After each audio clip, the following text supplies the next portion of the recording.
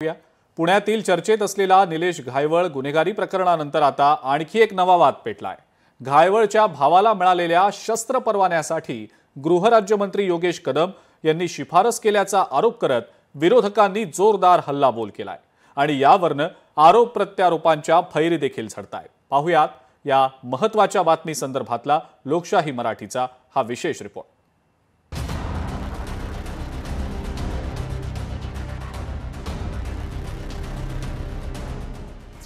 शस्त्र परवाना वाद, राजकारण रंगात। घायवळच्या भावाला कायदेशीर परवानगी। विरोधकांचा गृहराज्यमंत्री योगेश कदम यांना घेरण्याचा प्रयत्न।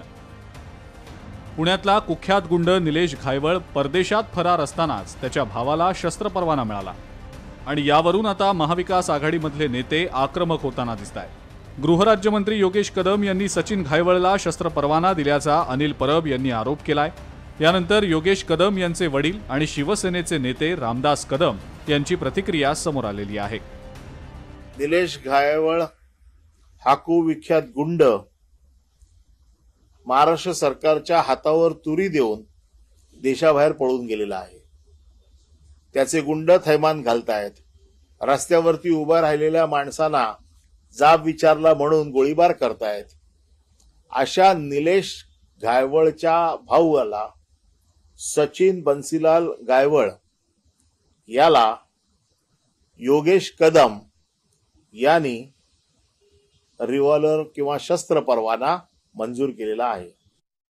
योगेश कदमला टार्गेट आजच नाही, याच्या आधी मागच्या 2, 2.5, 3 वर्षापासून हे सातत्यानं फक्त योगेश कदम हे चाललंय दापोलीमध्ये।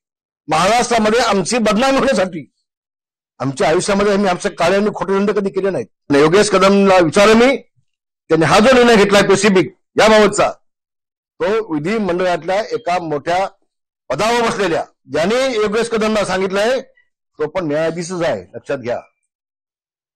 आणि म्हणून योगेश कदमने निर्णय घेतलाय।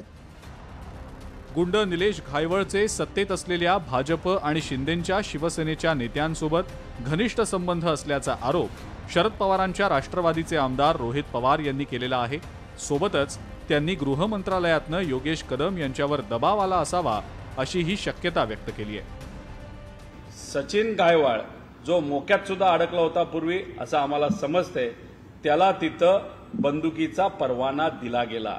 एका गुंडाच्या भावाला सहजपणे तिथं जर बंदुकीचा परवाना देत असेल तर फार वरिष्ठ लेवलचे लोक ह्याच्यामध्ये इन्व्हॉल्व असतील, ज्याच्यामध्ये होम मिनिस्ट्री सुद्धा आहे आणि होम मिनिस्टर स्वतः असू शकतात आणि सभापती राम शिंदे सर सुद्धा तिथं असू शकतात। या सर्व प्रकरणाबाबत विचारलं असता योगेश कदम यांनी स्पष्टीकरण दिलंय। शस्त्र परवाना देण्याचे अधिकार संबंधित पोलीस आयुक्तांकडे असतात। पोलीस आयुक्तांच्या स्वाक्षरीनंच परवाने दिले जातात असं म्हणत त्यांनी आता स्पष्टीकरण दिलंय। लायसन्स इश्यू करण्याचे म्हणजे लायसन्स जेव्हा इश्यू होतं ते संबंधित पोलीस आयुक्तांच्या सहीने ते इश्यू होत असतं। पोलीस आयुक्ताला कळवलं होतं, मग गुन्हे दाखल असताना देखील लायसन्स देण्याची गरज काय होती, हे जे काही आरोप केले जात आहेत ह्याची सगळी सविस्तर माहिती मी स्वतः कागदपत्रच्या सोबत मी आपल्या सर्वांना देईन। गुन्हे दाखल असलेल्या व्यक्तीला मी खुर्चीवरती बसलेला असल्यापासून एकाही अशा व्यक्तीला मी लायसन्स देण्यासाठी मी शिफारस केलेली नाही। घायवळच्या भावाच्या शस्त्र परवाना वादानं महाराष्ट्रातल्या राजकारणामध्ये आता नव्या चर्चांना सुरुवात झालेली आहे। सरकारनं सर्व कागदपत्र आणि प्रक्रिया पारदर्शक असल्याचा दावा केला असला तरी विरोधकांकडून मात्र संशयाचं भिंग रोखलं गेलंय। त्यामुळे आता हे प्रकरण कुठवर जाऊन पोहोचतं हे पाहणं महत्त्वाचं असेल। ब्युरो रिपोर्ट, लोकशाही मराठी।